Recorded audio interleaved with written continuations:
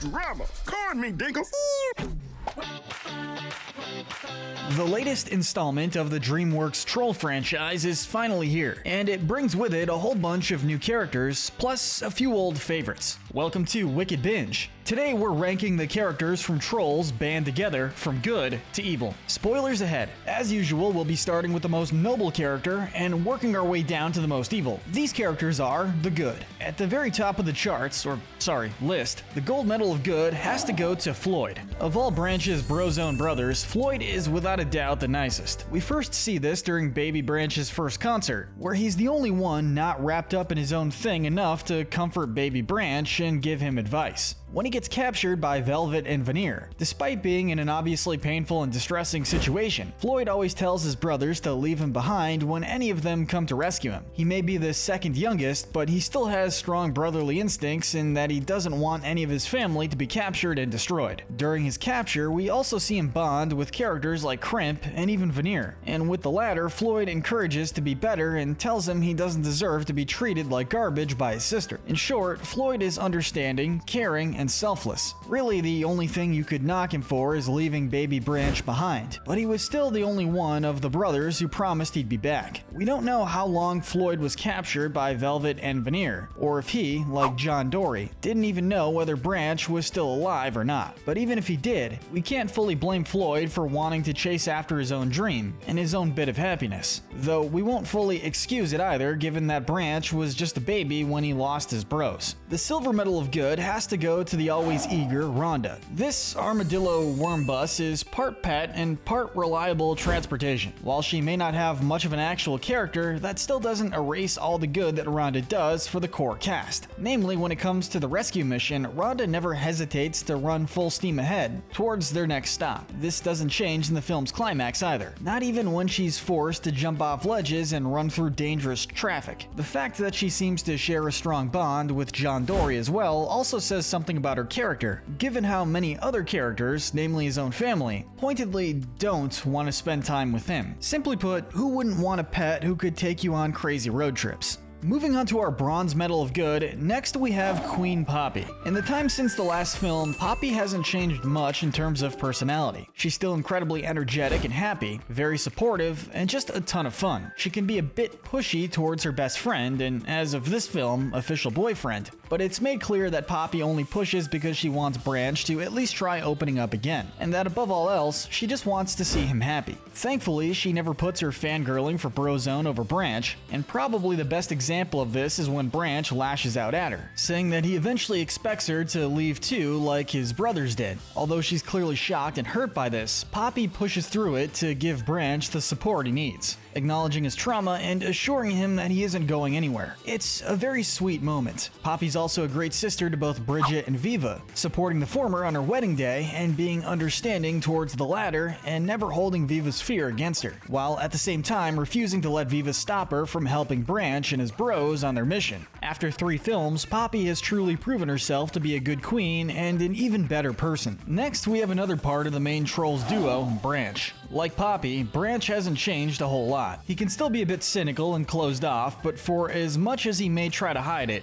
Branch's family is one of the most important things to him, hence why he eventually agrees to go on the rescue mission. As frustrated as he sometimes gets with his brothers, John Dory especially, Branch still does what he can to support and protect them during the mission, to the point of getting into a super dangerous car chase with Velvet and Veneer. Sure, he does temporarily walk out on the rest of Brozone before then, but even with this hurt, Branch still vows to save Floyd and then the rest of his bros when they get captured. While he may not be as willing and eager as his girlfriend usually, Branch has a not-so-secret soft and heroic side that no one can deny. Moving on to King Gristle and Bridget. Yes, the Bergens make their return in this latest film, and these two are just as endearing as ever. They're still friends with the Trolls, with Bridget especially seeing Poppy not just as her best friend, but also her surrogate sister. Although these two don't get a ton of screen time, when they do finally hear that Poppy and Branch need help help on their mission. These two don't hesitate to cut their honeymoon short and spring into action. We should also mention that these two definitely earn the Lust medal given how flirty they tend to be, and how every time they think they're about to die, they decide to spend their last possible moments making out. That combined with a couple of fairly risque lines make these two about as close to as lustful as you can get in a PG-rated kids movie. From the most mature characters to the youngest, next we have Tiny Diamond. Despite being only a few months old, Tiny Diamond decides to go on the mission with Poppy, Branch, and John Dory in order to prove that he's a man.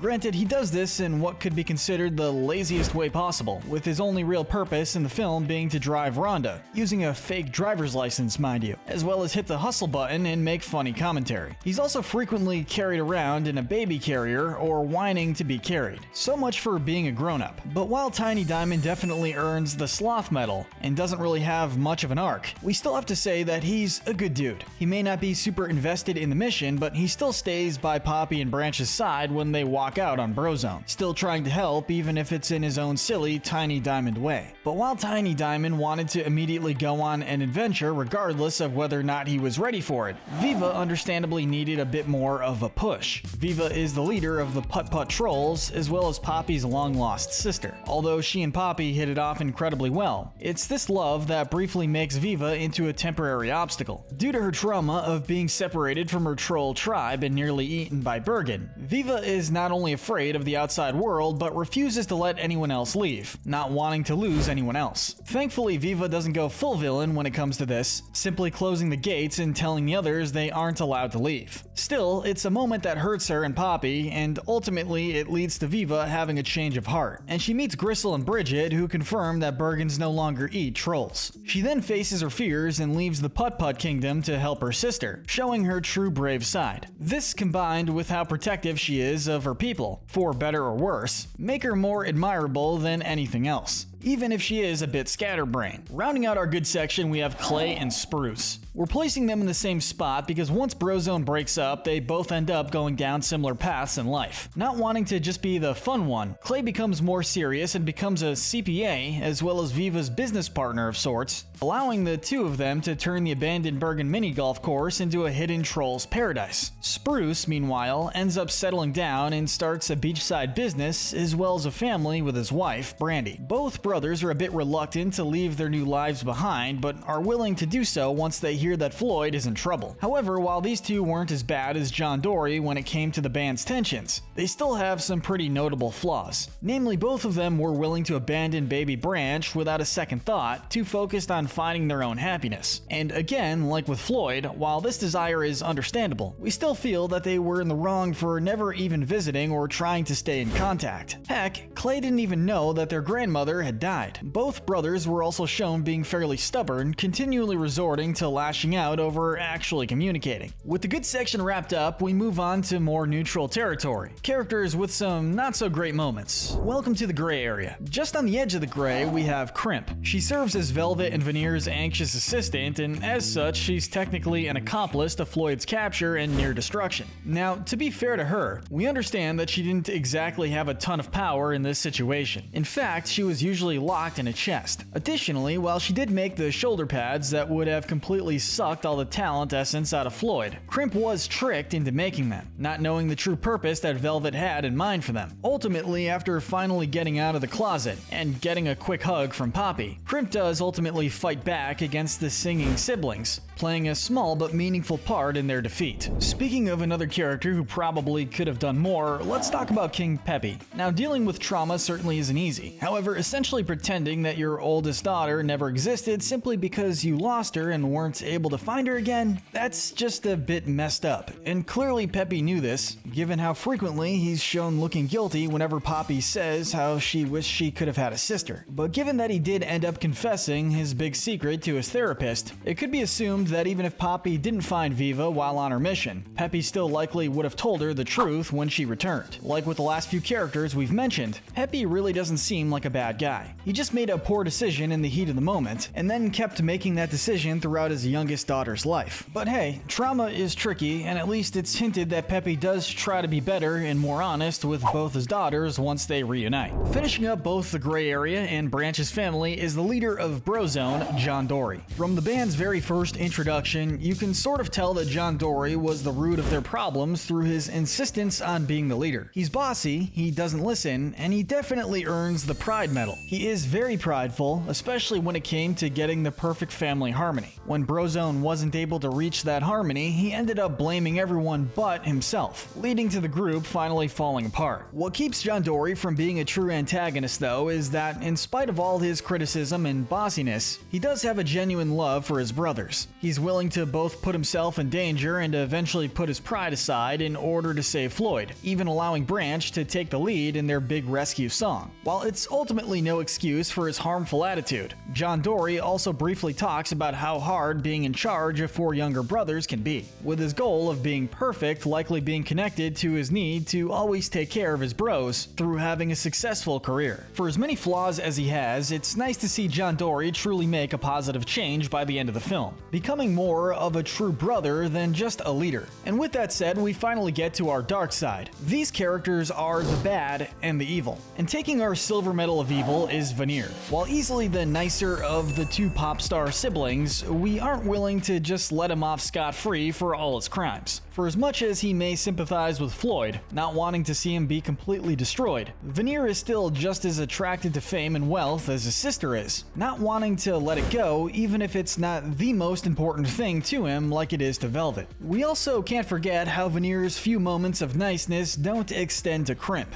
who he treats like total garbage. As for his sister, Veneer does clearly love her and wants her to be happy, but he's also a bit of a coward who doesn't want to make her upset, hence why he ends up waiting until the very last moment to finally stand up to her. But hey, at least he's a good sport about being arrested. Finally, our gold medal of evil has to go to Velvet. Truly, she gives pop star phonies a bad name. Between her and Veneer, it's made clear that Velvet is the leader who is constantly pushing to do whatever it takes for fame and fortune. Being someone with no singing talent, she only kidnapped Floyd because she was too lazy to bother with practicing and just wanted a fast track to superstardom. But beyond her laziness, we feel that Velvet truly deserves the greed medal above all else, and it's her greed that pushes her to points beyond all reason. Even when she and Veneer are on top of the world, Velvet just demands more and is shown being willing to suck every last drop of talent out of Floyd for the sake of what would likely be a half-baked encore instead of just walking away. No amount of spotlight is enough for her, and it's this monstrous attitude, plus her horrible treatment towards Crimp, and to a slightly lesser extent her brother, that earns her the title of the most evil character in this latest Trolls film.